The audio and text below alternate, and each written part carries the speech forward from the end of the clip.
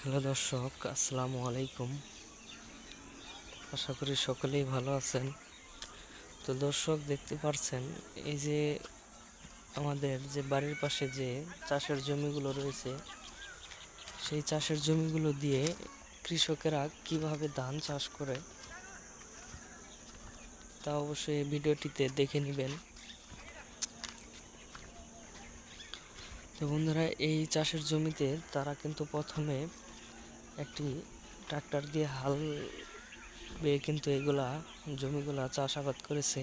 তারপরে আপনার বাজার থেকে এই ধানের যে চারাগুলি সেইগুলো কিন্তু কিনে এনেছে। আনার পরে কিছু রাসায়নিক সার ব্যবহার করে তারপরে আপনারা এই গাছগুলো কিন্তু রোপণ করে দেওয়া হয়েছে।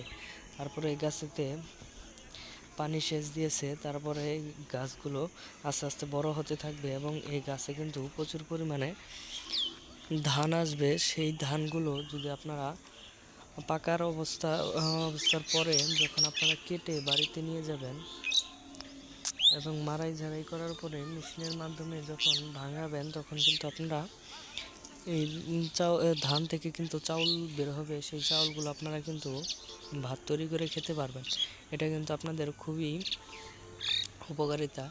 তো বন্ধুরা, এই ভাতগুলো খেলে কিন্তু মনে অনেক তৃপ্তি আসে এবং এই ভাতগুলো কিন্তু অনেকটাই সুন্দর হয়ে থাকে। তো বন্ধুরা, আমাদের ভিডিওগুলো যদি আপনাদের একটু ভালো লেগে থাকে তাহলে অবশ্যই চ্যানেলটি সাবস্ক্রাইব করে দেবেন। ধন্যবাদ সকলকে। সকলে ভালো থাকবেন, সুস্থ থাকবেন। আসসালামু আলাইকুম।